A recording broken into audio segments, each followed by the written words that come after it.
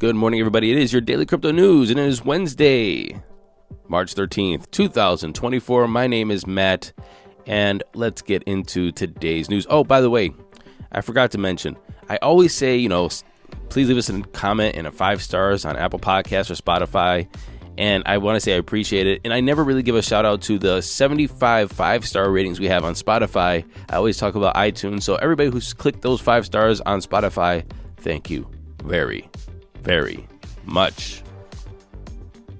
In about 15 minutes, and this is going to be very old by the time you listen to it, but about 15 minutes, we're going to get the Dencun upgrade to Ethereum.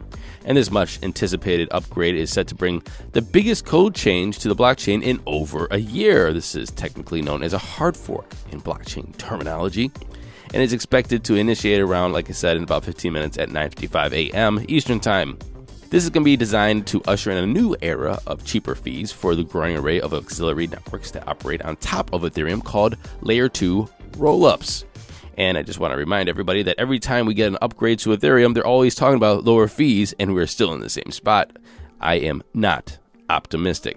And while speaking of optimistic, let's talk about Optimism and Arbitrum and Polygon. Well, they're mooning because everybody has anticipated this hard fork. Well, we have more news about what's happening in Nigeria. Just want to recap everybody here.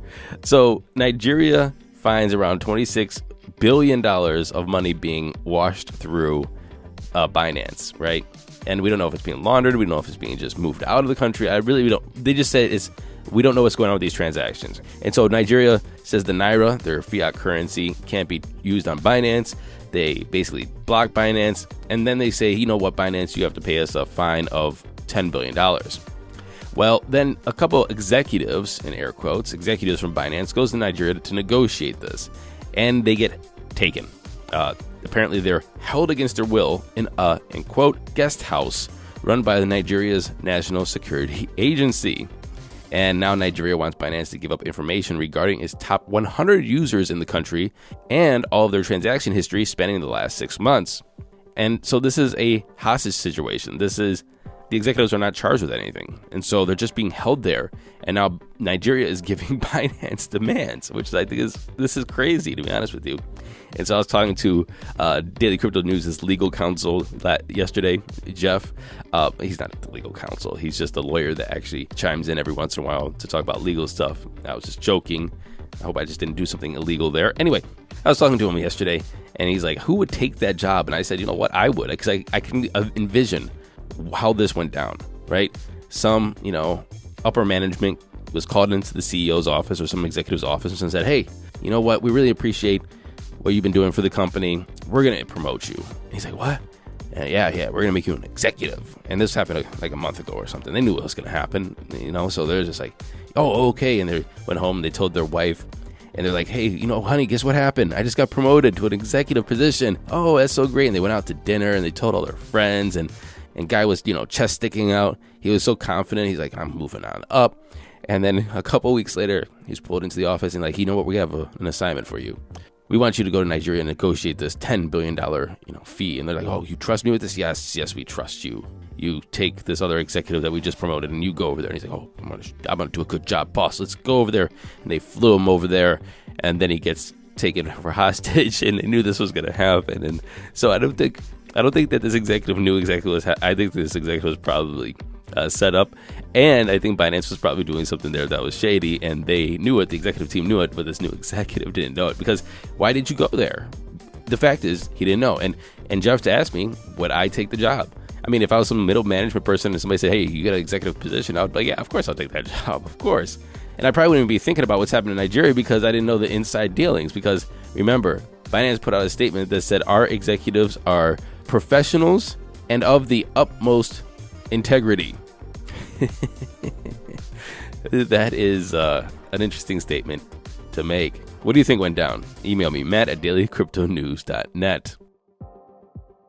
And by the way, before we get into any more crypto news, I want to let you know about our Substack. We have a new Substack, and we are putting our podcasts up there. We are making summaries of the show based on our transcriptions, based on what we say on the show. So a little bit of extra reading.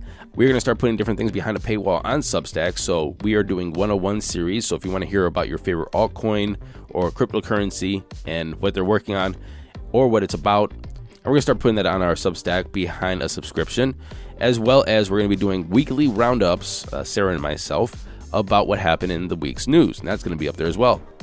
Also, if we ever have commercials or ads within our podcast, the no ad option for the podcast will be on Substack behind our subscription. Just FYI. It's not going to roll out tomorrow. None of this is going to start like maybe even the next month, but we are starting to gear up that way. Just FYI.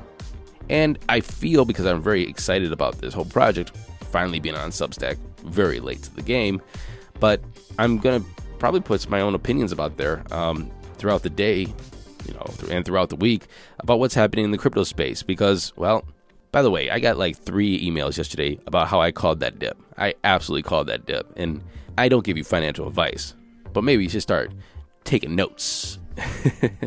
Anyway, let's get back into it.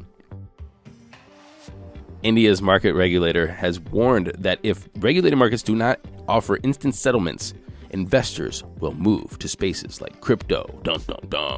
Chairperson of the Securities and Exchange Board of India, or SEBI, announced the plans to introduce faster settlements on Monday.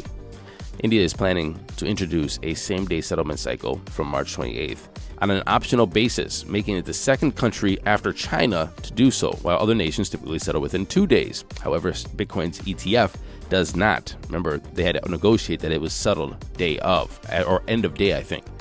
Over in India, at one point, it was SEBI that was deemed to become the regulatory authority overseeing crypto regulation. However, since then, SEBI has taken a back seat. SEBI falls under the administrative control of the nation's finance ministry, which recently led the group of 20 in shaping global consensus around crypto regulation.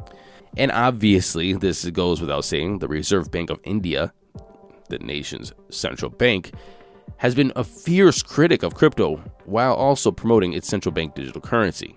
Surprise, surprise. Are we going to go a day without saying new record inflows? No, not yet. Because yesterday we had another new record inflow of over $1 billion into Bitcoin spot ETF. And remember, there's 2 different things. We have inflows and we have volume. Volume is like $3-4 billion. Inflows is all the money that stays there, right? So BlackRock's IBIT product, their Bitcoin spot ETF, just crossed around 200,000 Bitcoin under management and saw $850 million of inflows just themselves. Spot Bitcoin ETFs now are around 90% of the daily trading volume on, about Bitcoin on the markets. Next is the futures. And so people are taking my advice. Do not ape into futures. Buy spots, hodl, not financial advice, obviously. GSR research analyst Brian Ruddick, he said that the U.S. spot Bitcoin ETFs has been widely successful beyond all and even the most optimistic expectations. Their $10 billion plus of inflows, actually it's like $11 billion, in just 2 months is approaching what most thought would happen in the first year. And this is happening in the first month. And people are saying that this might actually pick up. So we will have more inflows. And finally, this kind of irritated me. Google bans U.S. election questions on Gemini AI. Gemini is the rebranded Bard. They just took all kinds of different products they were working on and threw it under one name. And Gemini is the generative AI chatbot from Google, as we know. And it refuses to answer questions about the upcoming U.S. elections. In preparation for the many elections that are happening around the world in 2024 and the abundance of caution, they're restricting the types of elections-related queries on Gemini and what responses are returned. And it's like literally refusing to answer simple questions like, when is the election?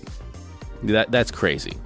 Okay, so here's my take on this, is that we're already seeing, look, the cat's out the bag, the Pandora's out the box, whatever the hell the statement is this technology exists and we still are allowing these couple companies to have this power. And now they're just saying, I mean, it's blatant that they are changing the results of the information that's being put out there. They're restricting the uses to certain people. And they just control all of this. It's not open sourced. It's not monitored. It's not looked at. It's not discussed. It's whatever they are designing in the back end. And so who's going to have control of this? Just the big companies, the Google, the Microsoft, the Apple, and that's it. And of course, the government's going to come in here and say, hey, if you want manipulation, I mean, we're not going to be looking at it from the people's point of view. The government's going to be saying, hey, can I license your Google Gemini or your OpenAI GPT-5 or 6 or 7 and let me make my own manipulation? or the companies are going to use it, or I mean, just the outputs are a form of manipulation because they're making the outputs, and we see that they're intentionally restricting or modifying information, and I think that's absolutely insane. And this takes me back to 2017, all the way back to 2017 when I spoke to somebody named Joey Krug, and Joey Krug was the CEO or the founder of something called Augur. If you guys remember Augur, I don't even know if they're still around, but anyway, I thought they had a good idea or an interesting idea. I didn't really understand it at the time. And now fast forward to today, I think he was ahead of his time. And basically what he wanted to do is he was designing a consensus model for information based off of your reputation. And your reputation is financially tied, right? So let's just say we had information 2 plus 2. And everybody piled on and said, hey, yeah, 2 plus 2 is correct. But one person or 3 people or a handful of people said, no, 2 plus 2 does not equal 4, it equals 5. Those people would get dinged in the reputation for providing false information. And it's not that we know that it's false information because they said it's false information. It's because the consensus is outweighed to the correct information. It's kind of like he said, she said. That's why he said, she said doesn't work. You have one person on one side of the argument and one person on the other. Who do you believe? You don't know. But if you have 2 people on one side and one person on the other, you go, okay, these 2 people said this and just one person saying this. It's more believable that the 2 people are correct. And if you have 3 or 4 or 100 versus 1, you're pretty confident that the 100 people saying the exact same thing, that what they're saying is more truthful than the one person. And so why can't we create a system that rewards people to confirm truthful information while rewarding them while dinging people with false information? And I think that that could be a really interesting way to do it. And these people are just all over the world, decentralized. And this is more of an incentive for them to get involved with the outputs of information from either even search or AI. Anyway, this is what Joey Krug said back in the day. I think it actually really applies to AI right now. And I would like to see that happen. What are your thoughts? Let me know. Matt@dailycryptonews.net. Let's get into those crypto prices. Here comes the money. Here we go. Money talk. And the time is 10 o'clock a.m. Eastern time. Fear greed's at 90. We're still extremely greedy, but down from 92 yesterday. Bitcoin is down to $72,152, down 0.2% in 24, 1% in 1 hour. And that's because I woke up this morning, it was $73,200. Don't know what happened, but number will go down. Ethereum's at $3,971, down 1.3%. Tether's number 3. Binance is at, holy crap, 581. Wow, it's up 10.4%. And Solana's at $150, up 0.7%. Running off the top 10, we have XRP, USDC, Cardano, Dogecoin, and Avalanche. Avalanche at 5401, up 6.6%. Hope you guys BTFD'd. Back at 35. Just 2 weeks ago, by the way. Toncoin price is hitting a 2-year high, by the way, because Telegram might be going public, or they're talking about going public. So Toncoin is at $4.40 at the number 12 spot. It is up 17.5% in 24, or 64% in 7. If you're hodling that, congratulations. The total market cap is sitting at 2.72 trillion, up a half. Bitcoin's at 52.2 and ETH is at 17.5. There is your news today, and I'll be back tomorrow. Thanks again. Matt@dailycryptonews.net. Check out Daily Crypto News Substack. We're going to start building that out. I mean, it's not just going to be instantly, but we will start building it out. By the way, the first 10 people that subscribe to our Substack will never have to pay for anything. So I think I can do that. I think I have the power to do that. I really don't know how to use the thing yet, so I think I can do that. So if you're the first 10, pop over there. You'll never have to pay for anything. And until tomorrow, happy hodling, everyone.